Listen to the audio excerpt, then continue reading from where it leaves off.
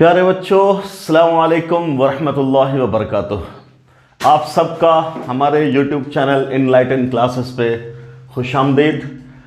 हम लोगों का हाईली मोटिवेटेड बैच स्टार्ट हुआ है, दैट इज़ जुनून बैच।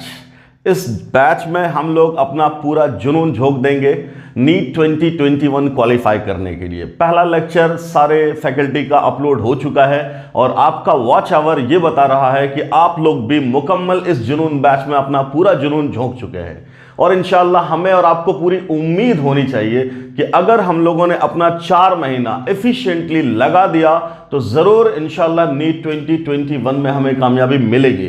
बिल्कुल फोकस्ड रहना है, बिल्कुल मोटिवेटेड रहना है, हाईली मोटिवेटेड होना है, ट्यून्ड होना है, लगातार वीडियोस को देखना है, कॉपी बनानी है, नोट्स बनाना है। बिल्कुल देखना नहीं है, सिर्फ क्या कह रहा हूं, देखना नहीं है। ऐसा नहीं कि सिर्फ जो है मोबाइल सोते सोते देख लिया, बिल्कुल इससे कुछ नहीं होगा। आपको पेन पेपर पे काम करना पड़ेगा, दिमाग खपाना पड़ेगा, लगातार आपको वीडियोस देखने पड़ेंगे, नोट्स बनाने पड़ेंगे, डीपीपीज अपलोड हो जाएंगी, उसको सॉल्व करना पड़ेगा, तब जाके हमें मिलेगी कामयाबी। बेटा 120 दिन अपने आप को दे दो, इंशाल्लाह नीट आपका जरूर होगा। ठीक है। हम लोगों ने अपना एक एक लेक्चर किया कंप्लीट। आज है दूसरा दिन। आज लेकर के आए हैं केमिस्ट्री का सेकंड वीडियो मोल कॉन्सेप्ट में, और आज का जो अपना टॉपिक होगा दैट इज स्टोइचियोमेट्री। जो हम लोगों ने पिछले लेक्चर में पढ़ा था उसका रिकैप, वहां से शुरू करेंगे बात, और फिर स्टार्ट करेंगे लिमिटिंग रिएजेंट और एक्सेसिव रिएजेंट। उसके बाद देखेंगे percentage yield, then we will discuss average atomic mass, then percentage composition and then empirical formula. तो आज हम लोग कोशिश करेंगे इतना ही कंप्लीट करने का। हम लोगों ने ये भी आपस में डिस्कस किया है कि शुरुआत में चूंकि अभी आप लोगों ने जस्ट स्टार्ट किया है तो अभी आपका मोमेंटम बहुत ज्यादा नहीं होगा, तो इतना हैवी कोर्स लाने की जरूरत नहीं है कि 1.5 घंटे का 2 घंटे का वीडियो बनाया जाए, और एक घंटा भी शुरुआत में मुश्किल होता है। जैसे जैसे आप रिदम में आएंगे वैसे वैसे लेक्चर का साइज बढ़ेगा। तो बिल्कुल अभी इंपॉर्टेंट क्या है कि आप कितना एफिशिएंटली पढ़ाई कर पा रहे हैं। अगर आप पूरे लेक्चर्स नहीं देख पा रहे हैं तो फिर उन लेक्चर बनाने का हमारा कोई फायदा नहीं, हम कितनी भी मेहनत झोंक दें। अगर 2 वे प्रोसेस नहीं होगा कामयाबी नहीं मिलेगी। मैंने पहले ही बोला था, मेरे साथ, हम लोगों के साथ आप लोगों का एनर्जी मैच करना बिल्कुल जरूरी है, तभी रिजल्ट पॉसिबल है। बिकॉज रिजल्ट आपको देना है, रिजल्ट हमें नहीं देना। हम गाइड करेंगे, हम मेहनत अपनी झोंक देंगे, हम दिन रात लगाएंगे, साथ में आपको भी दिन रात लगाना पड़ेगा। अगर हम 12 घंटे मेहनत कर रहे हैं तो आपको 18 घंटा मेहनत करना पड़ेगा। तभी सिर्फ 120 दिन, सोच के देखो, मात्र 120 दिन और नीट अपने पास। ऐसा पॉसिबल सिर्फ और सिर्फ हमारी और आपकी मेहनत से होगा। इसलिए प्लीज एकदम फोकस्ड होना है। 120 दिन दुनिया से कट जाना है, 120 दिन अपने आप को देना है, सिर्फ अपनी मेहनत को देना है। लगातार लेक्चर्स देखना है और डीपीपीज जो है सॉल्व करना है। जो मैंने आपको बोला था पिछले लेक्चर में, दिशा की किताब खरीद लीजिएगा। तो अब अपनी टीम इतना इफिशिएंटली काम कर रही है, इतना मोटिवेटेड है, इतना फोकस्ड है आपके लिए कि उन्होंने सब कुछ ऑलरेडी अपना तैयार कर लिया है। वो डीपीपीज इनलाइटन वाला जो आपका डाउट पैनल है उस पर सब कुछ अपलोड हो जाएगा, इसलिए अब आपको कोई किताब खरीदने की भी जरूरत नहीं है। मतलब जुनून batch at the zero fees जो चल रहा था वो जीरो ही है। मतलब अब आपको कोई इन्वेस्टमेंट करने की जरूरत नहीं है, सिर्फ क्या करना है, पढ़ाई करना, सिर्फ और सिर्फ बेटा पढ़ाई करना। और भरोसा रखो, अपने आप में कॉन्फिडेंस रखो कि हम अगर 120 दिन दे देंगे तो इंशाल्लाह जरूर हमें कामयाबी मिलेगी। ठीक, तो बिल्कुल परेशान होने की जरूरत नहीं है, सिर्फ अपने आप में भरोसा रखना है कि हमें मेहनत जरूर और जरूर करना है। क्लियर? चलिए, पिछले लेक्चर में हम लोगों ने शुरू किया था अपना टॉपिक क्या, स्टोइचियोमेट्री। क्या बोला था स्टोइचियोमेट्री में मैंने आपको कि कोई भी सिंपल रिएक्शन है, let the reaction is reactant से हमें क्या मिल रहा है बेटा, प्रोडक्ट मिल रहा है। क्लियर? तो अब इसमें सिंपली ये पूछा जाएगा कि रिएक्टेंट का अमाउंट दे दिया जाएगा, प्रोडक्ट का अमाउंट पूछा जाएगा, या प्रोडक्ट का अमाउंट दे दिया जाएगा और रिएक्टेंट का अमाउंट पूछा जाएगा। इसी को हम लोग क्या बोलते हैं, स्टोइचियोमेट्री। स्टोइचियोमेट्री सिंपली क्या है, अमाउंट ऑफ सब्सटेंस का कैलकुलेशन है, रिएक्टेंट का या भी प्रोडक्ट का। क्लियर? रिएक्शन को क्या होना जरूरी है, बैलेंस। याद होगा आपको पिछले लेक्चर में हमने ये सारी बातें की थी। क्या होना है, सबसे पहले बैलेंस्ड केमिकल इक्वेशन का लिखना जरूरी है। बैलेंस्ड केमिकल इक्वेशन के बाद जो भी सब्सटेंस दे रखा है, चाहे रिएक्टेंट चाहे प्रोडक्ट, उसका मोल मिलना जरूरी है। अगर मास वॉल्यूम नंबर कुछ भी दिया है उसको कन्वर्ट कर दो काय में, मोल में। मोल निकालने के बाद फिर स्टोइचियोमेट्रिक कोएफिशिएंट के अकॉर्डिंग डिसाइड करेंगे, स्टोइचियोमेट्रिक कोएफिशिएंट के अकॉर्डिंग डिसाइड करेंगे कि साहब किसका कितना मोल बनेगा, कितने मोल से। क्लियर? तो मान लो मैंने यहां कोएफिशिएंट लगा दिया r और यहां लगा दिया स्मॉल p। मान लो कि मैंने बोला इसका n मोल है, इससे इसका कितना मोल इसका कितना मोल बनेगा। तो मैंने आपको शॉर्टकट क्या बताया था, जिसका निकालना है उसका कोफिशिएंट ऊपर, जिससे निकालना है उसका कोफिशिएंट नीचे, इनटू जितने से निकालना है उससे मल्टीप्लाई कर दो, यही इसका अमाउंट हो जाएगा एक्चुअल मोल में। और अगर आपको मोल मिल गया तो फाइनली आप क्या कर दोगे, उस मोल को मास में या वॉल्यूम में या नंबर में बहुत आसानी से कन्वर्ट कर देंगे। क्लियर है, इतनी बात समझ में आ रही है। तो चलो फटाफट 2-3 सवाल करते हैं जल्दी से। लिखो, calculate total mass of calcium oxide, calculate total mass of calcium oxide and total volume of carbon dioxide obtained at NTP from 10 gram of calcium carbonate, from 10 gram of calcium carbonate के 10 ग्राम से आपको बताना है calcium oxide का कितना ग्राम बनेगा और carbon dioxide का कितना वॉल्यूम बनेगा, मिलीलीटर या लीटर बताना है आपको। कहां, एनटीपी की कंडीशन मेंटेन की गई है। क्लियर, ये है सवाल। ठीक, आपको क्या बताना है कि कैल्शियम ऑक्साइड का मास कितना बन रहा है, मतलब कितना ग्राम बन रहा है, और इसका वॉल्यूम बताना है कितना लीटर बन रहा है। क्लियर, ठीक है सर, ऐसा है आपके पास इक्वेशन। अगर ये इक्वेशन दिया हुआ है हमें क्या करना पड़ेगा, balance. So the equation is already balanced. Clear, अब आपसे क्या बोला गया, इसका मास बताओ। सबसे पहले इसका अगर कैलकुलेशन करना है तो जिसका मोल निकाल रहे, कैल्शियम कार्बोनेट का मोल निकाल रहे, क्या तरीका मैंने बताया, इसका कोफिशिएंट 1, इसका कोफिशिएंट डिवाइडेड बाय इसका कोफिशिएंट 1, जिससे निकाल रहे उससे मल्टीप्लाई कर दो। तब इसका क्या निकालना पड़ेगा, मोल। पहले मोल से ही तो मल्टीप्लाई करेंगे। ओके, इसका मोल कितना होगा बेटा, मोल बराबर क्या होता है, given mass divided by molar mass, that is 100, है ना। So it become 0.1। तो यहां क्या लिखोगे, 0.1। सो नंबर ऑफ मोल कितना हो जाएगा, बोलिए 0.1। किसका number of mole, calcium carbonate का। क्लियर, मोल मिल गया। अब मास बराबर क्या होता, molar mass into number of mole. So number of mole क्या निकाल लिया, 0.1। मोलर मास कितना है, बोलिए इसका मोलर मास कितना है, ऐड करके निकाल दो। 40 और 16 कितना, 56। मल्टीप्लाई कर दिया सर, कितना मास आया, बोलिए 5.6 gram calculated. So your answer is 5.6 gram. किसका, कैल्शियम ऑक्साइड का। क्लियर, कोई दिक्कत, ठीक है। अगला क्या पूछा है, कार्बन डाइऑक्साइड। तो पहले नंबर ऑफ मोल निकालो, किसका, कार्बन डाइऑक्साइड का कितना नंबर ऑफ मोल निकलेगा, बोलो कैसे निकालेंगे, जिसका निकाल रहे उसका कोफिशिएंट ऊपर, डिवाइडेड बाय जिससे निकाल रहे उसका कोफिशिएंट नीचे, इनटू जितने से निकाल रहे उसको मल्टीप्लाई कर दो। क्या, मोल क्या था, 0.1। तो उसका मोल कितना मिलेगा, बोलिए 0.1। तो इसका मोल भी मिला 0.1। अब क्या बोला है, वॉल्यूम के लिए हम लोगों का फॉर्मूला क्या था, याद कर पिछला lecture, number of mole is equal to volume divided by 22.4। कहां से आया था, ये सब हम लोग डिस्कस कर चुके हैं। सो वॉल्यूम बराबर क्या हो जाएगा, mole into 22.4। So volume of CO2 कहां, at NTP will be equal to what, mole into 22.4। So the number of mole is 0.1 into 22.4। So the volume becomes 2.24 litre. बोलो बेटा, क्लियर है। तो इसका वॉल्यूम पूछा गया तो बोलेंगे 2.24 litre will be the answer. क्या तरीका समझ में आ रहा है। सबसे पहले क्या करना है, इक्वेशन को बैलेंस। दूसरा काम क्या करना है, जो सब्सटेंस दिया हुआ है उसका मोल निकालो। तीसरा काम क्या करना है, ये फॉर्मूला लगा करके जिसका बटा जिससे गुना जितने से, या तो ये कर दो या तो सिंपल क्या बोल दोगे तुम, बोलो अरिथमेटिक्स लगाओ, है ना, यूनिटरी मेथड सॉल्व करो और मोल निकालो जो पूछा गया। मोल को फाइनली किस में कन्वर्ट कर दो, मास में या वॉल्यूम में या नंबर में। क्लियर, क्या हम लोग बहुत आसानी से ये सवाल सॉल्व कर सकते हैं, बिल्कुल क्लियर। जल्दी से इसको छापो, फिर मैं दूसरा सवाल लिखता हूं। जल्दी कर, फटाफट इसको सॉल्व करो।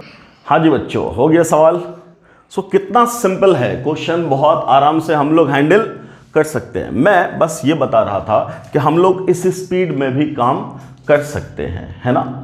जरूरत पड़ेगी इस स्पीड को भी अचीव करेंगे। मैंने शुरुआत में आपसे यही कहा, इसीलिए कहा कि अभी स्पीड स्लो रखना है नहीं। क्यों, क्योंकि पता चला शुरू में तुम घबरा के छोड़ दिए, तब क्या होगा। तो पहले अपनी एनर्जी तो बन जाए, हमारी और आपके अंडरस्टैंडिंग तो मिल जाए, फिर तो स्पीड अपना बढ़ ही जाएगा। जब आप फास्ट समझने लगोगे तो फिर हम फास्ट पढ़ाने लगेंगे। क्लियर?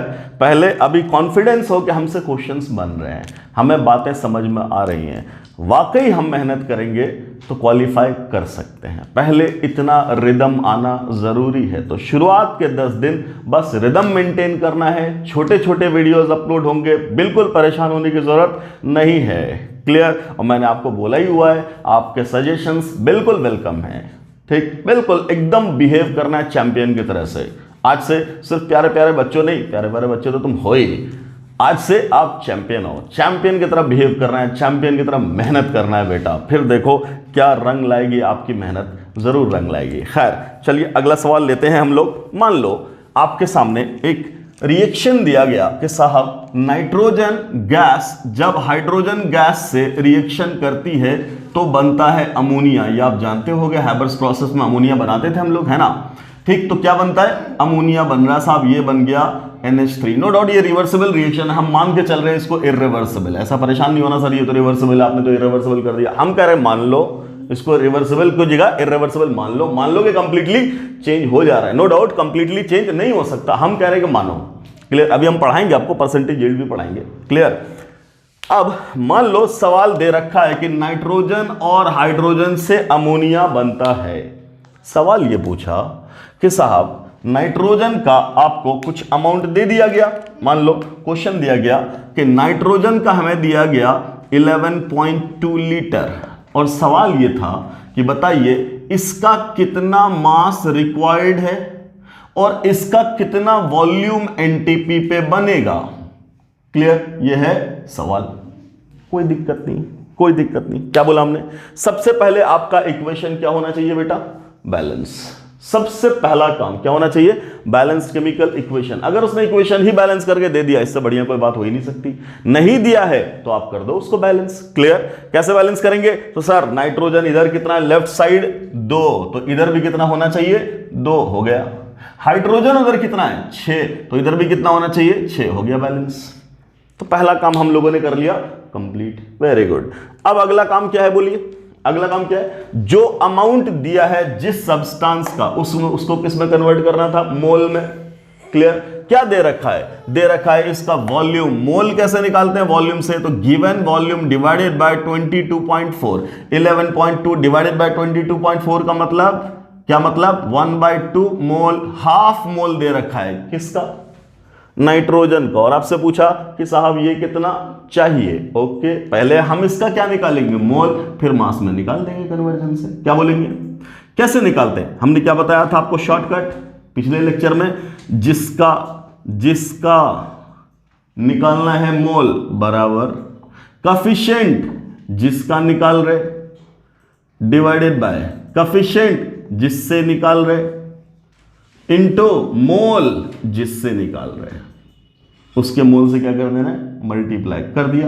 ओके, किसका निकाल रहे हैं सर? बोलो किसका निकाल रहे हैं? अमोनिया का। ठीक है, सॉरी हाइड्रोजन का। Number of moles of hydrogen required, इसका कोएफिशिएंट कितना है? 3। इसका कोएफिशिएंट कितना है? 1 इनटू जितने से निकाल रहे हैं वो मोल कितना है? हाफ। क्लियर? ये हो गया। So number of moles of hydrogen required is, क्या बोलेंगे आप? 3/2। कितना कितना चाहिए? 3/2। तो अब आपसे क्या पूछा? मास। तो मास के लिए क्या कर दोगे? मास के लिए क्या कर दोगे? Mole into molar mass. तो मास कितना है? सॉरी मोल कितना है? 3/2 इंटू मोलर मास कितना हाइड्रोजन का? 2 कट गया। कितना ग्राम रिक्वायर्ड है? बोलिए 3 ग्राम। 3 ग्राम इज रिक्वायर्ड। हाइड्रोजन का कितना मास चाहिए?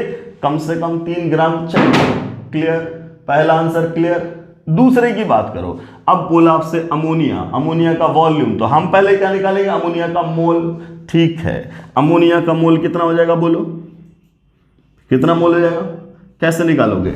जिसका निकाल रहे हैं उसका कोएफिशिएंट ऊपर, जिससे निकाल रहे हैं उसका कोएफिशिएंट क्या? नीचे, इनटू जितने से निकाल रहे हैं। कितने से निकाल रहे हैं? 1/2 से, तो 1/2 लिख दिया। 2 कट गया, बचा 1, तो ये 1 मोल आया। किसका 1 मोल आया? अमोनिया का। तो 1 मोल का वॉल्यूम कितना होगा? 22.4 लीटर। कहां? एनटीपी में। बोला जाए कोई तकलीफ? कोई तकलीफ? ऐसे हम लोग क्या करेंगे, सॉल्व। ठीक, मिल गया आंसर। ध्यान से सुनो दूसरी बात, सर अगर इससे आंसर इतना मिला है तो ऑब्वियस है कि इससे भी आंसर इतना ही मिलना चाहिए। बिल्कुल मिलना चाहिए सर। तो अब तुम इसका मास निकाल चुके हो या मोल निकाल चुके हो, इसके अकॉर्डिंग कन्वर्ट कर दो। देखते हैं सर आता कि नहीं आता आंसर। लेट अस सी। हम इससे निकाल रहे हैं, इससे निकाल रहे हैं, ठीक। जिसका मोल निकाल रहे हैं, फिर वही जिसका मोल निकाल रहे हैं किसका, अमोनिया का, उसका कोफिशिएंट रख दो ऊपर, रख दिया। अब किससे निकाल रहे हैं, हाइड्रोजन से, तो इसके कोफिशिएंट से डिवाइड कर दिया। अब इसी का तो मोल लेंगे। कितना मोल था इसका बेटा, बोलिए कितना मोल था इसका, ये तो नंबर ऑफ मोल था, बोलो, ये तो लिखे हो नंबर ऑफ मोल। क्लियर, इससे ही तो निकाल रहे, तो मल्टीप्लाई कर दे। क्या 3/2 कट गया, 2 से 2 गया, 3 से 3 गया, कितना मोल आया, 1 मोल। अगेन यहां पे 1 मोल आया था, यहां पे 1 मोल आया था। अगेन वॉल्यूम कितना, 22.4 लीटर ही। क्लियर। ये सवाल देने का रीजन क्या था कि हमें मूव करना है अगले टॉपिक पे। अब देखो जरा ध्यान से कि सर इसका 1 मोल मिलेगा कब, जब इसका कितना मोल है, आधा मोल, और इसका कितना मोल है, बोलो इसका कितना मोल है, 1 मोल। इसका कितना मोल चाहिए, 1 मोल। और इसका एक मिनट 3/2 मोल। इसका कितना मोल चाहिए, बोलो बोलो, इसका कितना मोल चाहिए, इसका कितना अगर है आधा, तो इसका कितना में चाहिए, 3/2, तभी तो इसका मिला 1 मोल। बोलिए यस और नो। समझ मारी बात, आराम से देखो, इक्वेशन तुमसे खुद ही कह रहा है। क्या कह रहा है, इसके 1 मोल का रिएक्शन इसके 3 मोल से जब होगा तब इसका बनेगा 2 मोल। समझो इक्वेशन क्या बोल रहा है, क्या बोल रहा है कि जब इसके 1 मोल से इसका 3 मोल रिएक्ट करेगा तो अमोनिया का 2 मोल बनेगा। मतलब इसके 1 मोल को कंज्यूम होने के लिए minimum amount of hydrogen must be 3 मोल। मतलब नाइट्रोजन और हाइड्रोजन का रेशियो 1:3 हमेशा होना चाहिए। अगर इसका 5 मोल है तो कंप्लीट रिएक्शन के लिए 15 चाहिए।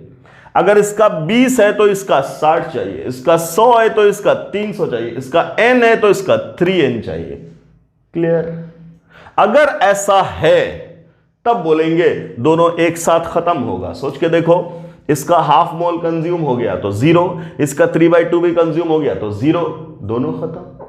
लेकिन सोच के देख, मैंने बोला इसके 1 मोल के लिए इसका चाहिए 3 मोल। अगर मैं बोलूं इसका तो लिया 1 मोल, इसका लिया 2 मोल, इसका कितना लिया 2 मोल, क्या रिएक्शन कंप्लीट हो जाएगी? बोलेंगे नहीं sir. Why sir? Because sir इसके 1 मोल के लिए according to the equation decides, equation की स्टोइचियोमेट्री डिसाइड करती है, कोफिशिएंट उसका डिसाइड करता है। क्या डिसाइड कर रहा है? इसके 1 मोल के लिए इसका 3 मोल चाहिए, तो तुम क्या बोलोगे, इसका तो 1 मोल ले लिया, इसका 2 ही मोल लिया, क्या रिएक्शन कंप्लीट होगी?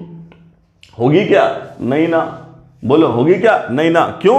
ये कम पड़ गया, ये कम पड़ गया। अगर 2 मोल ले लिए तो क्या बोलेंगे, हाइड्रोजन कम पड़ गया। जब कम पड़ गया तो रिएक्शन कंप्लीट नहीं होगा, दोनों का अवेलेबल होना पड़ेगा तभी रिएक्शन कंप्लीट होगा। क्लियर।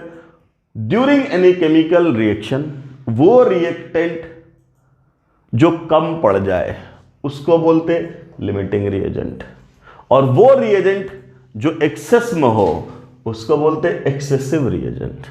क्लियर। सो अपना नया टॉपिक लिख दीजिए फटाक से। क्या लिखेंगे? Concept of limiting and excessive reagent. लिखिए, concept of limiting and excessive reagent. Concept of limiting and excessive reagent. क्या बोला जा रहा है? समझिएगा, समझिएगा। हमने रिएक्शन लिखा A plus 2B giving C, ऐसा बोला। ये रिएक्शन है। अब अगर ये रिएक्शन है तो इसके अकॉर्डिंग क्या बात तय है कि सर यहां का कोफिशिएंट कितना है 1, यहां का कोफिशिएंट कितना है 2, यहां का कोफिशिएंट कितना है 1। क्लियर। इसका मतलब इसका अगर 1 मोल लिया तो इसका 2 मोल लेना पड़ेगा, इसका जितना मोल लिया उसका डबल यहां लेना पड़ेगा। क्लियर। या यूं बोलो, यहां जितना लिया उसका आधा यहां लेना पड़ेगा। क्लियर। कोई दिक्कत? अब ध्यान से सुन, अगर मैंने बोला कि ये 5 मोल है, ठीक, ये 5 मोल है, और ये कितना मोल है, बोलो 10 मोल है, ठीक, तो तुम क्या बोलोगे कि सर ये तो कम लग रहा है और ये ज्यादा लग रहा है। तो देख के क्या लगता है, देख के क्या लगता है कि लिमिटिंग रिएजेंट कौन होना चाहिए?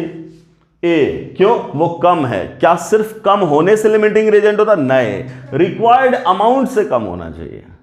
तो इसके अकॉर्डिंग रिक्वायर्ड अमाउंट आधा है, मतलब 10 का आधा 5, क्या वो लिमिटिंग रिएजेंट हुआ? नहीं, जितना चाहिए उतना है। अच्छा, इसकी बात कर लो, इसके 1 मोल के लिए इसका कितना चाहिए? 2, डबल चाहिए, तो 5 के लिए 10 है। क्लियर? क्लियर? तो तुम क्या बोलोगे? 10 ही है। क्या कोई कम पड़ा? बोलेंगे नहीं, अभी कोई कम नहीं पड़ा, दोनों एक ही साथ खत्म होगा। क्लियर? अभी ध्यान से सुन, अभी मैंने बोला ये कितना, ये कितना, बोलो 8 मोल। कितना लिया मैंने? 8 मोल। और ये कितना लिया? 5 मोल। अब ध्यान से देख, अभी भी तो यही ज्यादा है, अभी भी तो बी ही ज्यादा है और ए कम है। और अभी अगर तुम सिर्फ इस बात से डिसाइड कर लिए लिमिटिंग और एक्सेसिव की, जो ज्यादा जो कम है, तो अभी तो यही ज्यादा दिख रहा, तो ज्यादा दिख रहा है, तो इसका मतलब क्या ये एक्सेसिव रिएजेंट है? बिल्कुल नहीं। क्या ये लिमिटिंग रिएजेंट है चूंकि कम है? नहीं, कम अमाउंट होना अलग बात है, रिक्वायर्ड अमाउंट कम होना अलग बात है। According to the equation everything is decided. Equation बोल रहा है इसका आधा चाहिए, मतलब 8 लिए हैं तो 4 चाहिए, 4 से कम हो गया तब होता लिमिटिंग रिएजेंट, तब होता लिमिटिंग रिएजेंट। क्या ये 4 से कम है? क्यों 4 चाहिए सर? बिकॉज ये क्या बोल रहा है, यहां जितना होगा उसका हाफ चाहिए यहां, बिकॉज कोएफिशिएंट 1 है। तो 8 का आधा क्या? 4। क्या वो 4 से कम है? बोलेंगे नहीं, 4 से ज्यादा है। तो लिमिटिंग रिएजेंट कौन हुआ? लिमिटिंग रिएजेंट कौन हुआ अपना? बोलो, क्या ये हुआ? नहीं हुआ। अच्छा, अब इसके अकॉर्डिंग इसको चेक कर लेते हैं। ठीक है, तो इसके 1 के लिए इसका क्या चाहिए? 2, मतलब जितना उसका क्या चाहिए? डबल। तो है कितना? 5, तो 5 का डबल क्या? 10, 10 चाहिए, 10 चाहिए। यहां 10 है क्या? बोलेंगे नहीं। कितना है? 8। ये 8 मोल 10 से कम है कि ज्यादा है? कम। कम पड़ गया तो क्या बोलेंगे? Limiting reagent. तो कौन है लिमिटिंग रिएजेंट? तो बोलेंगे अवर बी इज लिमिटिंग रिएजेंट। एक तरीका लिमिटिंग रिएजेंट का निकालने का ये है। मैं आपको 3 तरीके सिखाऊंगा। पहला तरीका ये था जो बिल्कुल प्योरली लॉजिकल, समझ में आया? ओके। दूसरा तरीका देखो, दूसरा तरीका देखो, आप दोनों से प्रोडक्ट निकाल दो। ठीक है सर, हमने इससे प्रोडक्ट निकाला, तो कैसे निकालते थे प्रोडक्ट? जिसका निकाल रहे हैं उसका कोएफिशिएंट ऊपर, जिससे निकाल रहे हैं उसका कोएफिशिएंट नीचे, जितने से निकाल रहे हैं उससे कर दिया मल्टीप्लाई, आंसर आ गया 4 मोल। क्या आ गया? 4 मोल। ठीक है, अब हमने अगला काम किया, हमने दूसरे से निकाला। क्या निकाला? हमने निकाला यहां से। यहां से जब डिसाइड करेंगे तब क्या बोलेंगे? जिसका निकाल रहे हैं उसका कोएफिशिएंट ऊपर, जिससे निकाल रहे हैं उसका कोएफिशिएंट नीचे, जितने से निकाल रहे हैं उससे कर दिया मल्टीप्लाई, तब कितना आया? 5 मोल। अब देखिए सर, ए बोलता है कि सी का 5 मोल बनेगा, बी बोलता है कि सी का 4 मोल बनेगा। तुम बताओ 5 बनेगा कि 4 बनेगा? 5। बोलो। नो डाउट 5 बनता। तो क्या सी सिर्फ ए से बन जा रहा है? नहीं, सी क्या? सी के अकॉर्डिंग 5 आ रहा है ना आंसर। तो मुझे बताओ, क्या जो सी बन रहा है प्रोडक्ट, वो क्या सिर्फ ए से बन रहा है? बोलेंगे नहीं, ए और बी दोनों होगा तभी तो सी बनेगा। तो ए तो इतना है कि ये बन जाए, बट इसके कॉरेस्पॉन्डिंग बी भी तो चाहिए। मान लिया अगर बी है ही नहीं तो बोलेंगे रिएक्शन ही नहीं हुआ। क्यों नहीं रिएक्शन हुआ? बिकॉज सर बी नहीं है। तो वही बात तो हो रही है कि बी रिक्वायर्ड अमाउंट में होगा तभी तो वो डिसाइड होगा। क्लियर? तो इसको 5 मोल बनाने के लिए इसको भी तो रिक्वायर्ड अमाउंट में चाहिए। क्या है required amount? Double double. Double का मतलब 10। क्या 10 है? नहीं है, नहीं है। क्लियर? जब 10 नहीं है तो क्या ये डिसाइड कर देगा? नहीं। तो ये डिसाइड नहीं कर रहा है, ये डिसाइड नहीं कर रहा है। डिसाइड कौन कर रहा है? ये। तो ध्यान से सुनो, दूसरा तरीका क्या है? दोनों से प्रोडक्ट निकाल लो। जो लेस अमाउंट ऑफ प्रोडक्ट आया है वही एक्चुअल प्रोडक्ट है, वही एक्चुअल प्रोडक्ट है। क्लियर? तो रियल में आंसर कौन है? ये वाला। अच्छा, ये जहां से आया है वही लिमिटिंग रिएजेंट है बेटा। और अगर ये लिमिटिंग है तो दूसरे वाले को एक्सेसिव रिएजेंट होना लाजिमी है। क्लियर है? समझ मारी बात? समझ मारी बात? कौन डिसाइड कर रहा है? ये तो यहां से एक और बात पता चली। क्या? कि एक्चुअल अमाउंट ऑफ प्रोडक्ट कौन डिसाइड करता है? It is the limiting reagent which decides the actual amount of product, not the excessive reagent. Clear? Clear? ये था दूसरा तरीका। क्या करना है? दोनों से प्रोडक्ट निकाल देना है, जिससे कम आ जाए वही एक्चुअल में अमाउंट है, और जिससे आ रहा है वही आपका लिमिटिंग रिएजेंट है। This was second. थर्ड तरीका देखो जो सबसे सिंपल है। क्या? जो भी मोल दे रखा है उसको उसके स्टोइचियोमेट्रिक कोएफिशिएंट से डिवाइड कर दो और एक वैल्यू लिख लो नीचे। आ गया 5। इसकी बात कर लो तो इसका मोल कितना है? 8। और 8 को उसके स्टोइचियोमेट्रिक कोएफिशिएंट से डिवाइड कर लो तो वैल्यू आ गई 4। अब इन दोनों में कर लो कंपैरिजन, कौन सी वैल्यू कम है, ये जो कम है वही लिमिटिंग रिएजेंट है। क्या तीनों तरीके से आंसर बी नहीं आया? बिल्कुल आया सर। क्लियर? आपको जो अच्छा लगे वो कर लेना, ये सबसे आसान है, आप इसको फॉलो कर लो। क्या जो मोल दे रखा है उसको स्टोइचियोमेट्रिक कोएफिशिएंट से डिवाइड कर लो, एक वैल्यू निकालो, दोनों के लिए वैल्यू निकाल लो, कंपैरिजन करो, जब कंपैरिजन किया जो कम आया वही लिमिटिंग रिएजेंट है। बेटा ये निकालने के बाद फौरन इसको मिटा देना। क्यों? क्योंकि अगर सवाल सिर्फ लिमिटिंग रिएजेंट आइडेंटिफाई करने का था तब तो आंसर मिल गया, लेकिन गलती से उसने ये पूछ लिया इसका 5 मोल और इसका 8 मोल लिया है, बताओ सी का कितना मोल बनेगा। क्लियर? सी का कितना मोल बनेगा। तो आप डिसाइड किससे करोगे? लिमिटिंग रिएजेंट से। तो पहले आपको क्या करना पड़ेगा? लिमिटिंग रिएजेंट निकालना पड़ेगा, वो आपने निकाल लिया ना। अब देख गलती कहां हो जाती है हड़बड़ी में। क्या आपने लिमिटिंग रिएजेंट निकाल लिया और अब यहीं से डिसाइड कर लिए क्या कि सर 2 से बन रहा है, 1 तो 4 से बनेगा, 2 तो हो गया ना आंसर। गलत। एक मिनट 2 से कितना हो गया आंसर? बोलो आंसर हो गया, ए पे गलत। क्या बोलेंगे? बोलिए क्या बोलेंगे? अगर आपने हड़बड़ी में यहीं से आंसर निकाल लिया तो क्या हो गया बेटा? एकदम पाप हो गया। अरे बोलोगे नहीं? यस सर, इसीलिए बोल रहे क्या ये निकालते, इसको करो खत्म, इसका काम फिनिश। अब एक्चुअल काम किसका है? ये आपको निकालना 8 से था कि 4 से था? सर 8 से था, इसलिए इसका काम क्या था सर? वो तो लिमिटिंग रिएजेंट डिसाइड करना था कि हम इससे निकालेंगे इससे निकालें। तो क्या पता करेंगे?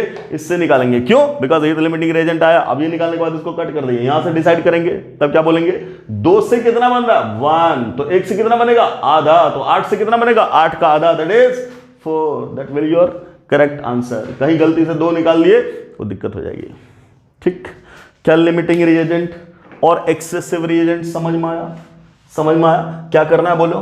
क्या करना है? जब भी सवाल दिया रहेगा तो क्या करेंगे? बोलिए क्या करेंगे? बोलो क्या करेंगे? सबसे पहले क्या करना है? लिमिटिंग रिएजेंट आइडेंटिफाई करना है। कैसे करेंगे? दिए हुए मोल को स्टोइचियोमेट्रिक कोएफिशिएंट से डिवाइड कर देंगे।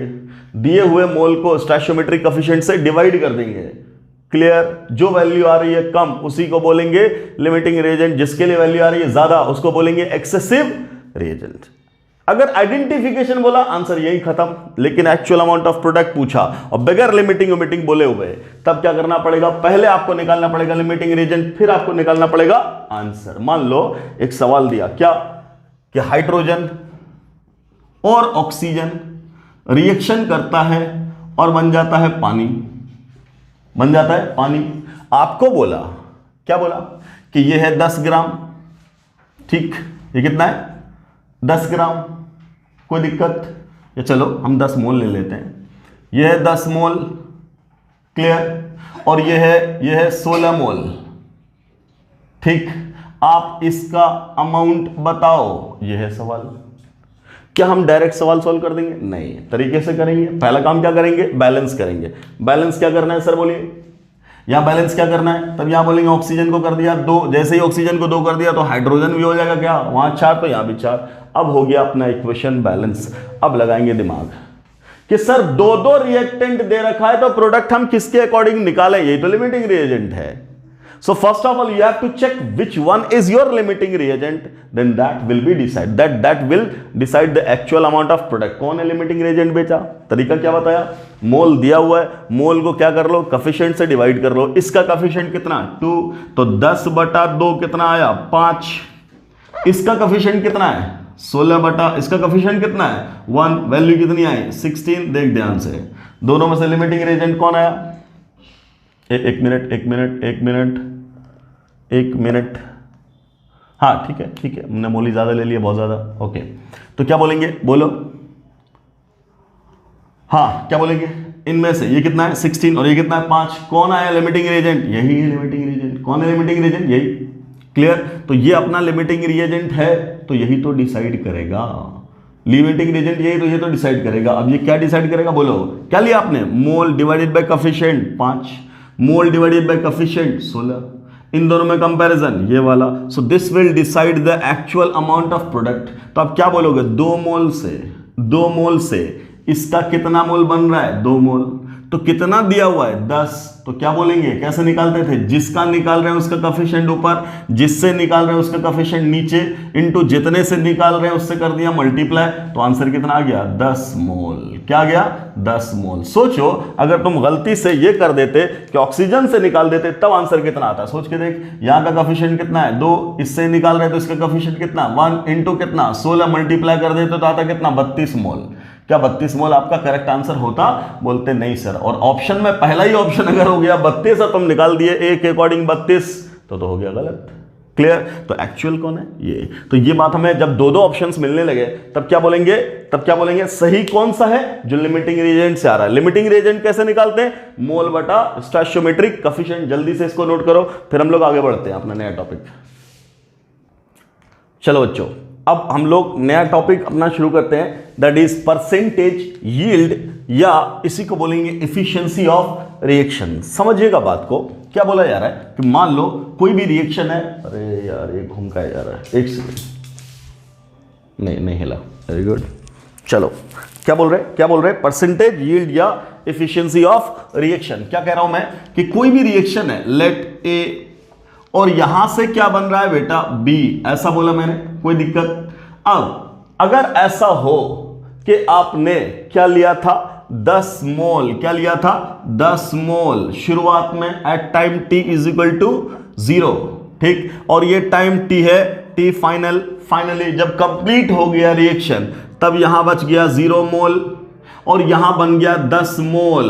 क्लियर? तो मुझे तुम बताओ आप क्या कहोगे, सर जितना लिया था उतना बन गया, जितना लिया था उतना कन्वर्ट हो गया, मतलब यहां कुछ बचा ही नहीं, तो आप क्या बोलोगे, पूरा का पूरा रिएक्टेंट प्रोडक्ट में कन्वर्ट हो गया। अगर ऐसा हो जाए तब बोलेंगे ये तो आइडियल कंडीशन हो गई, जितना लिए सबका इस्तेमाल हो गया, कुछ बचा क्या? नहीं, पूरा बन गया 10 मोल। क्लियर? तो क्या बोलेंगे 100% कंज्यूम हो गया, कौन? रिएक्टेंट। 100% क्या हो गया? कंज्यूम हो गया, कौन? रिएक्टेंट। दूसरी कहानी सुनना, मान लो अब हम तुमसे कह रहे हैं कि ये लिया मैंने C और ये बन रहा है D, अब लिए थे 10 mole time t is equal to 0 पे, इनिशियली ये कुछ नहीं था। क्लियर?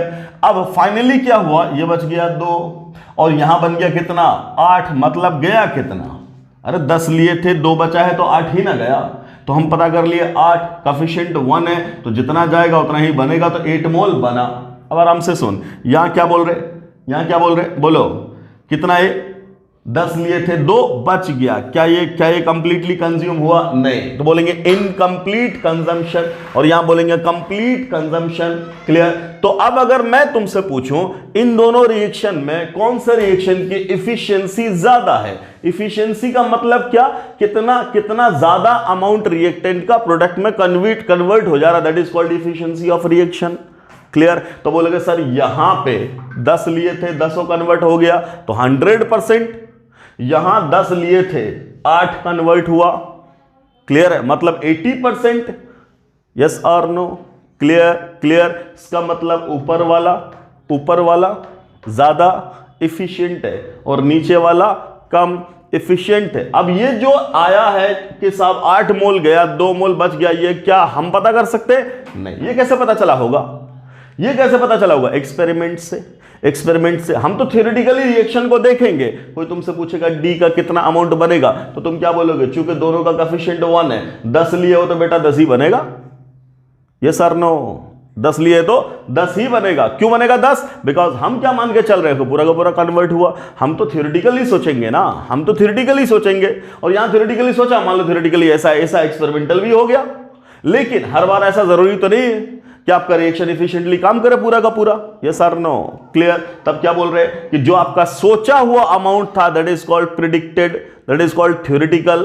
क्लियर? और जो असल में आया है दैट इज कॉल्ड एक्चुअल, और बोलते हैं उसको क्या, बोलते हैं एक्सपेरिमेंटल। तो अगर थ्योरेटिकल और एक्सपेरिमेंटल यील्ड बराबर हो गया तो वेरी गुड, और नहीं तो बोलेंगे फिर एफिशिएंसी कम है, इसी को बोलते हैं परसेंटेज यील्ड। क्या बोलते हैं? Percentage yield. क्या मतलब परसेंटेज यील्ड का? तो क्या बोलेंगे सर थ्योरेटिकल कितना सोचे थे, तो बोलो ऊपर थ्योरेटिकल कितना सोचे थे, 10 से 10 है कि नहीं? ठीक है, ऊपर लिख दिया थ्योरेटिकली 10। एक्सपेरिमेंटली कितना मिला, एक्सपेरिमेंटली कितना मिला है, तो बोलेंगे 10। और सोचे कितना थे, 10 है कि नहीं? क्लियर?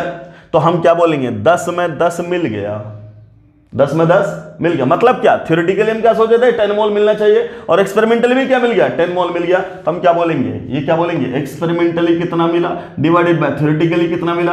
क्लियर? अब आराम से अगर हमसे पूछे परसेंटेज, तब क्या बोल देंगे, 100 में ही तो निकालना होता है, तो तुम क्या बोलोगे, 100% आया कि नहीं आया? आया। यहां सोच, यहां सोच, क्या बोले थे, एक्चुअल में कितना मिला, 8, सोचे कितना थे, 10, गुना क्या कर दोगे, 100, क्या हुआ, बोलेंगे सर 80% मिला है। अरे बोलो या सर नो। क्लियर? अब हम लिख देंगे फॉर्मूला। इतनी बात अगर आपको समझ में आ गई तो फॉर्मूला लिखने में हमें कितना देर लगेगा, लिखो सर। क्या बोलेंगे, परसेंटेज यील्ड का फॉर्मूला लिखो। Percentage yield is equal to number of mole क्या ऑफ प्रोडक्ट, कब, एक्सपेरिमेंटली जो मिला है, divided by number of moles of product जो आप थ्योरेटिकली सोचे थे, इनटू 100। बस यही है फॉर्मूला किसका, परसेंटेज यील्ड का। क्लियर? या इसी को बोलेंगे एफिशिएंसी ऑफ रिएक्शन, इतना परसेंट एफिशिएंसी रिएक्शन। क्लियर? जितना ज्यादा परसेंटेज यील्ड उतना ज्यादा रिएक्शन आपका क्या है, एफिशिएंट है। बोले या सर नो। क्लियर? मान लो हमने आपसे बोला कि साहब रिएक्शन हुआ क्या, रिएक्शन हुआ क्या, ए। क्लियर? गिविंग या 2A गिविंग 3B। आपसे बोला गया कि साहब इसका लिए थे कितना, 18 मोल। कितना लिए थे, 18 मोल। क्लियर है? समझ मारी बात, कितना लिया था, 18 मोल। और यहां कितना मिला, ये मिल गया आपको, मान लो 18 मोल मिला। कितना मिला, 18 मोल मिला, किसका, प्रोडक्ट का। क्लियर? तो आपसे पूछा गया कि बेटा बताओ परसेंटेज यील्ड क्या होगा।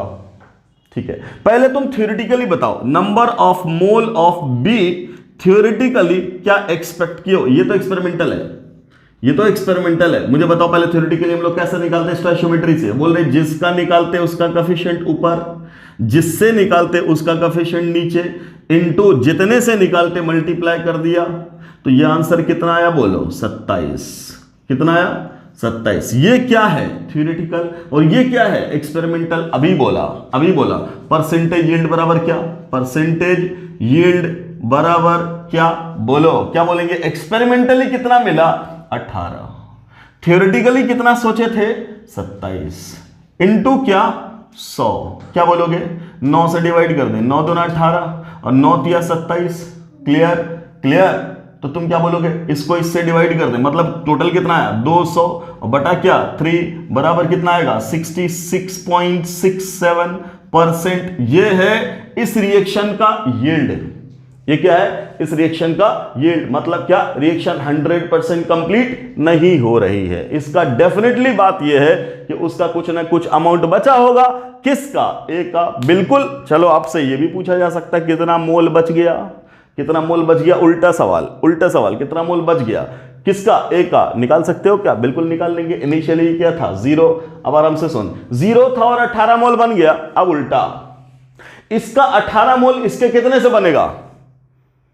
बनेगा, मतलब उसका हम ये निकाल रहे हैं कि कितना गया, उसका कितना गया, ये निकाल रहे हैं ना। तो जिसका निकाल रहे हैं उसका कोएफिशिएंट ऊपर, जिससे निकाल रहे हैं उसका कोएफिशिएंट नीचे, और जितने से निकाल रहे हैं वो कर दिया मल्टीप्लाई। तो 3 से मल्टीप्लाई कर दिया तो 6 दूना 12। इसका मतलब क्या, ये क्या निकाले हो तुम कि ए का कितना गया है, 12 मोल गया है, और था कितना, 18। इसका मतलब इसका 6 मोल बच गया, इसका 6 मोल बच गया। किसका 6 मोल बच गया, ए का। अभी तो बोला था ये जो आप थ्योरेटिकली निकालो 27 का, जब वो पूरा का पूरा 18 कंज्यूम होता तब ना। क्लियर? ठीक। तो ये 18 ही क्यों मिला, बिकॉज वो पूरा का पूरा कंज्यूम हुआ ही नहीं। उसका 6 मोल तो बच गया कितना, सिर्फ 12। तो 12 से 18 ही तो मिलेगा। समझ में आ रही है बात? क्लियर? तो कोई परसेंटेज यील्ड 100 से लेस क्यों होता, बिकॉज कंप्लीटली कंज्यूम नहीं हो पाता रिएक्टेंट, इस वजह से परसेंटेज यील्ड 100 से कम रह जाएगी। परसेंटेज यील्ड निकालने का तरीका समझ में आया? क्लियर है? क्या पूरी बात समझ में आ रही है? पूरी बात समझ में आ रही है? देखो, ये है क्रैश कोर्स, क्लियर। लेकिन स्टाइल क्या होगा, फुल लेंथ कोर्स का। घबराने की बिल्कुल जरूरत नहीं है। हम कोर्स को शॉर्ट से शॉर्ट कैसे कर दोगे, अरे नंबर ऑफ क्वेश्चंस घटा देंगे। क्लियर है, नंबर ऑफ क्वेश्चंस कम हो जाएगा। हम आपको डीबीपी क्यों दे रहे हैं, आप घर पे क्वेश्चंस करो, डाउट पैनल पे सवाल पूछो, यहां पे थ्योरेटिकल एक्सप्लेनेशन चलेगा, दो तीन एग्जांपल बात पूरी आपको समझा देंगे। क्लियर है, कोर्स खुद ही शॉर्ट होता चला जाएगा। आगे लेक्चर थोड़ा और लंबा बनाएंगे, आपकी स्पीड जैसे जैसे बढ़ेगी हम अपनी अपनी स्पीड बढ़ाते चले जाएंगे।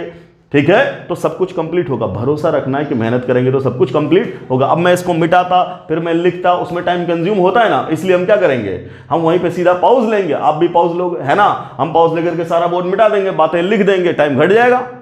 ये सर नो, अब सोच के देखो, जैसे बायोलॉजी वाले सर लिख रहे होंगे तो पूरा का पूरा बोर्ड भर रहे होंगे, तो पूरा बोर्ड भरने में कितना टाइम लग रहा होगा, है कि नहीं। लेकिन वही अकलमंदी से काम कर रहे होंगे, अगर क्या कर रहे होंगे कि साहब पूरी बातें लिख दी और पूरी बातें समझा दी, ठीक, तो पूरा समझाना ही तो असल मुद्दा है, तुम समझ गए। तुम्हारे पास ऑप्शन है, तुम क्लिक किए, पॉज हो गया, पूरी बातें लिख ली। उनके पास भी ऑप्शन होगा क्या कि साहब पूरी बात समझा करके जाते होंगे, पॉज कर देते होंगे और पूरा बोर्ड भर देते होंगे, आकर के तुमको समझा दिया। कितना शॉर्ट हो गया टाइम, और उसी में कितना जाता है एक डायग्राम। मेरे को तो बायोलॉजी का कोई ज्ञान नहीं है, लेकिन देख कर घबराहट होती है कि साहब इतना भयानक भयानक डायग्राम बना देते हैं लोग, है कि नहीं। तो साहब डायग्राम बनता होगा, सोच उसमें कितना टाइम लगता होगा, वो सारा टाइम कंज्यूम हो जाता तो शॉर्ट बन जाएगा। तो तुम्हें कॉन्फिडेंस रखना, मैं जो बोल रहा हूं तो बोल रहा हूं, हम लोग जो बोल रहे हैं सो बोल रहे हैं कि हम देंगे full length course in crash course. तो बिल्कुल घबराना नहीं है, सर क्रैश कोर्स में तो उड़ा दोगे, अभी तक उड़ाया क्या, आगे भी नहीं उड़ाएंगे। भरोसा रखो, समझा के पढ़ाएंगे और इंशाल्लाह 120 दिन में पढ़ाएंगे। बिल्कुल जरूरत नहीं है पैनिक होने की। क्लियर, ठीक है, चलो हम पॉज लेते हैं। हाँ जी बच्चों, सो अगला टॉपिक है अपना एवरेज एटॉमिक मास। क्या होता है एवरेज, तो सर हम पढ़े हैं कहाँ, 10th क्लास में मीन निकालते थे गणित में, है ना, एवरेज बताते हैं। तो एवरेज का मतलब क्या हो रहा है कि टोटल जो चेंज है और टोटल टाइम है, एक फाइनाइट टाइम में कितना चेंज हुआ, दैट इज कॉल्ड एवरेज। ये बोलते हैं हम लोग, जो फिजिक्स में बोलते हैं तो एवरेज स्पीड, एवरेज वेलोसिटी, है ना। यहां एवरेज मतलब एवरेज आप लेते ही कब हो, जब बहुत सारी चीजें आती हैं। लाइक जैसे क्रिकेट मैच में तुम देखते हो तो क्या बोलते हो, एक होता है कि एक ही ओवर में 20 रन पड़ गए और अगले ओवर में 0 रन पड़ गया, है कि नहीं। तो कोई जनता जब आती है बीच में, हम लोग मैच देख रहे होते, कोई नया दोस्त आया हमारा, वो आते ही क्या पूछता है, रन रेट क्या चल रहा है, रन रेट क्या चलता है, क्या पूछता है रन रेट वो, क्योंकि 18 ओवर का गेम निकल गया, अब 2 ओवर बचा हुआ है। तो अगर तुम बोल दिए रन रेट चल रहा है 10 का, वो खुश हो जाएगा, यस और नो, या फिर उसको पूरा इंफॉर्मेशन दो, कितना रन हुआ, कितना ओवर हुआ, तो वो रन रेट निकाल देगा खुद से। क्लियर है, समझ मारी बात। ऐसी ही कहानी आती है एवरेज एटॉमिक मास की, कब, जब एक ही एलिमेंट के एक से ज्यादा आइसोटोप पाए जाने लगे। जैसे हाइड्रोजन का isotope HBA, DBA, TBA, protium, deuterium और ट्रीटियम। तो सर एटॉमिक मास हाइड्रोजन के रेस्पेक्ट में बोले कि ड्यूटेरियम के रेस्पेक्ट में बोले कि ट्रीटियम के रेस्पेक्ट में बोले, there will be lot of confusion. Yes और नो, इस कंफ्यूजन को दूर करने के लिए साइंटिस्ट ने कॉन्सेप्ट लाया एवरेज एटॉमिक मास का। क्लियर, सीधा लिखो, एवरेज एटॉमिक मास का फॉर्मूला क्या लिखेंगे, मान लो कोई एलिमेंट है E, इसका 2 आइसोटोप है, मान लीजिए E1, और इसी का दूसरा आइसोटोप है E2। क्लियर, तो आइसोटोप में क्या फर्क पड़ेगा, सिर्फ मास नंबर का। Let mass number is M1, let mass number is M2, यही ना। क्लियर, अच्छा, हर आइसोटोप का परसेंटेज अबंडेंस होगा, नेचुरल अबंडेंस। क्लियर, मान लो इसका परसेंटेज अबंडेंस P1 है और इसका परसेंटेज अबंडेंस P2 है। अरे परसेंटेज अबंडेंस का मतलब नेचर में कोई चीज कितना परसेंट मिल रहा है, बस ना, दोनों मिला के क्या होगा, 100। तो बस एक लाइन में एवरेज एटॉमिक मास बन गया। एवरेज एटॉमिक मास का फॉर्मूला एक लाइन में लिख लेंगे क्या, कि सर इसका परसेंटेज P1 इंटू इसका एटॉमिक मास M1 प्लस इसका परसेंटेज P2 इंटू इसका एटॉमिक मास M2 और डिवाइडेड बाय 100। खत्म, ये हो गया सर क्या, एवरेज एटॉमिक मास का फॉर्मूला। कि अलग अलग एलिमेंट दिया जाए, सबके परसेंटेज और एटॉमिक मास का प्रोडक्ट का सम निकालते चले जाओ, डिवाइडेड बाय 100 कर दो, that will give you average atomic मास। मान ले अपने पास एक एग्जांपल तो रटा हुआ है, कौन सा, क्लोरीन का 2 आइसोटोप था, बिल्कुल था, कौन सा, 35 और 37, एक का परसेंटेज था 75 और एक का परसेंटेज था 25। ये क्लोरीन है, इसका एक आइसोटोप है 35 और इसका एक आइसोटोप है 30, क्लोरीन 37, इसका परसेंटेज मिलता है 75 और इसका परसेंटेज होता है 25।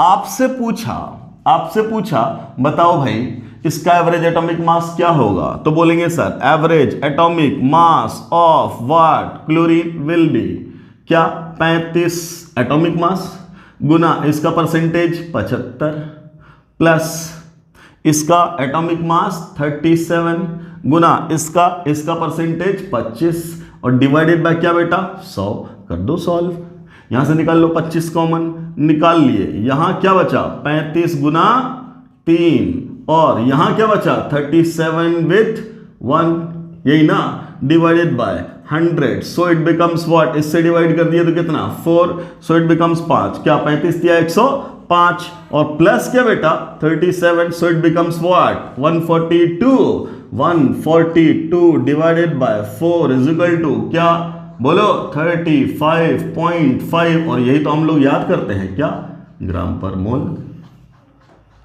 यही होता है क्या, क्लोरीन का एवरेज एटॉमिक मास। बोलिए ऐसे ही इस पे खूब सारे सवाल आए हैं, तो जो भी दिया जाए, मान लो 4 आइसोटोप है, चारों के लिए लिखो, 5 है 5 के लिए लिखो, 3 है 3 के लिए, जितना दे उसके लिए यही तो करना है, एवरेज के लिए क्या, एटॉमिक मास परसेंटेज, सबका सब डिवाइडेड बाय 100। जल्दी से अगला टॉपिक हम लोग करते हैं शुरू।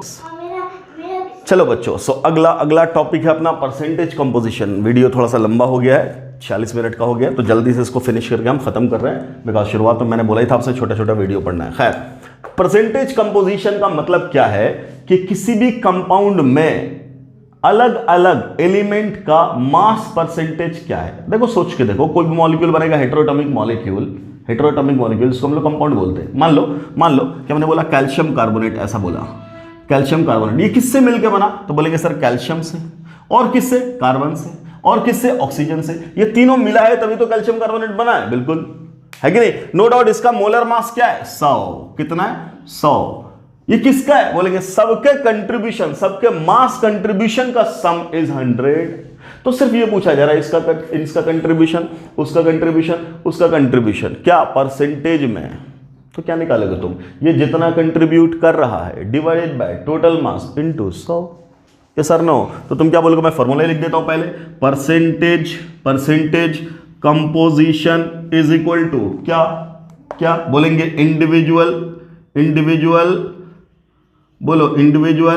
मास contribution divided by molar mass of compound into 100। बस बोलिए सर, ऑक्सीजन का निकालना है, इसमें ऑक्सीजन का इंडेक्स कितना है 3 एटम ऑक्सीजन के कंट्रीब्यूट कर रहे हैं, एक कितना करेगा, उसके एटॉमिक मास के अकॉर्डिंग कितना है 16, तो 16 into 3 16 into 3 48 divided by molar मास क्या लिखे हो 100 इंटू क्या परसेंटेज 100। इत्तेफाक से हमने ऐसा मॉलिक्यूल चुन लिया जिसमें 100/100 कटेगा हर बार, कोई दिक्कत नहीं। कितना परसेंट, 48% कौन कंट्रीब्यूट कर रहा है, ऑक्सीजन।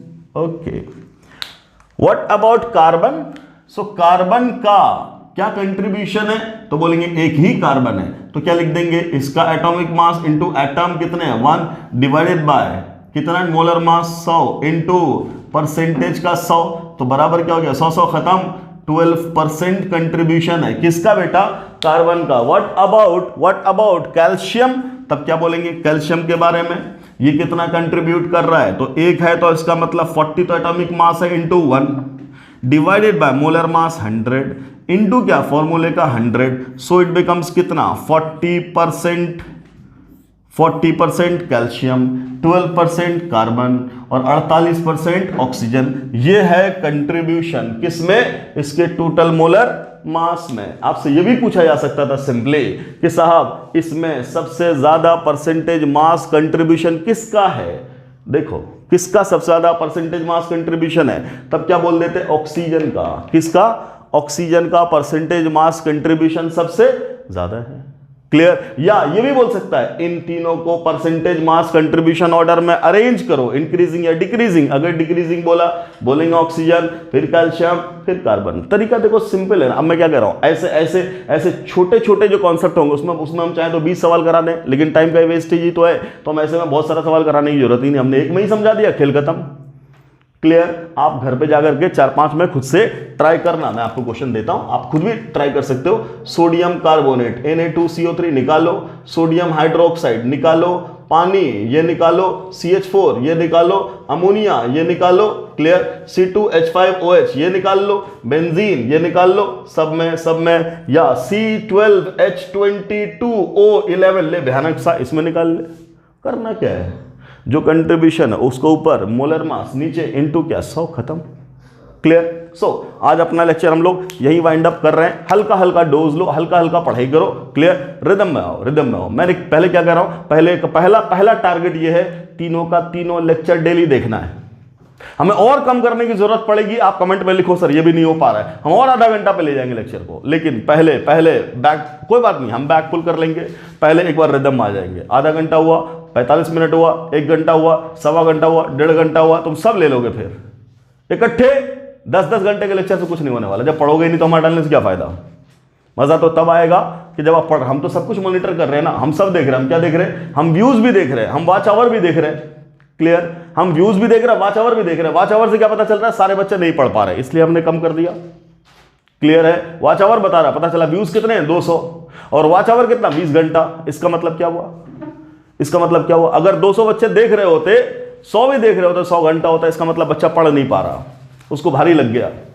क्लियर। इसलिए हम व्यूज को क्या कर रहे हैं, उसके अकॉर्डिंग मॉनिटर करके हमने क्या किया, टाइम घटाया है। आगे चल के मैं अपना टाइम और हो सकता घटा दूं।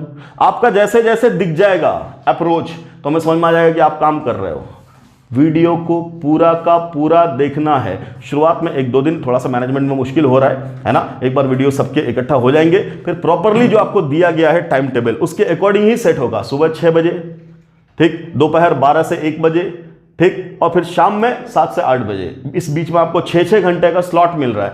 सुबह 6 बजे वीडियो अपलोड हो गया तो 6 से 12, चलो 2 बजे कर लेंगे, है ना, क्योंकि सुबह में बहुत कम ही लोग उठ पाते हैं। तो 6 बजे से 2 बजे तक का एक स्लॉट है। इस बीच में आपको एक लेक्चर जो भी आ जाए, है ना, उसको खत्म कर लेना है। 2 बजे से रात के 8 बजे तक दूसरा स्लॉट है, उस बीच में जो लेक्चर आ जाए उसको खत्म कर लेना है। तीसरा 8 बजे से सुबह तक का टाइम है, तीसरा स्लॉट। ऐसा नहीं कि हम टाल करके बैठे पड़े, हम रात में एक बार लगेंगे, नहीं कर पाओगे। अरे नहीं कर पाओगे, बिल्कुल नहीं कर पाओगे। क्लियर। इसलिए टालने की जरूरत नहीं है। अगर आप कर रहे हो तो कर रहे हो, हर एक लेक्चर को पूरा का पूरा देखना, तभी आपका फायदा है, अदरवाइज आपका कोई फायदा नहीं। आप आज छोड़ दो, आप आज छोड़ दो, क्लियरली बोल रहा हूं, ठीक, कोई फायदा नहीं। अपना वक्त जाया आप करो। मजे लेने के लिए पढ़ने की जरूरत बिल्कुल भी नहीं है, रिजल्ट बनाने के लिए पढ़ना है। क्लियर है, क्लियर है। तो डेली के डेली जो लेक्चर अपलोड हो रहा है उसको इफिशिएंटली पढ़िए। डाउट पैनल पे जो भी अपलोड किया जाए डीपीपी, उसको सॉल्व करिए। उसी 6 घंटे के बीच में 1 घंटे का लेक्चर है, 2 घंटा लगता है पढ़ने में, हमें पता है सब, 2 घंटा 2.5 घंटा, ठीक, आधे घंटे का रिफ्रेशमेंट लो, घूमो फिरो, ठीक। उसके बाद 3 घंटा कंप्लीट, 3 घंटे के बाद टाइम दो, क्या 1-2 घंटा में आपका आराम से डाउट सॉल्व हो जाएगा।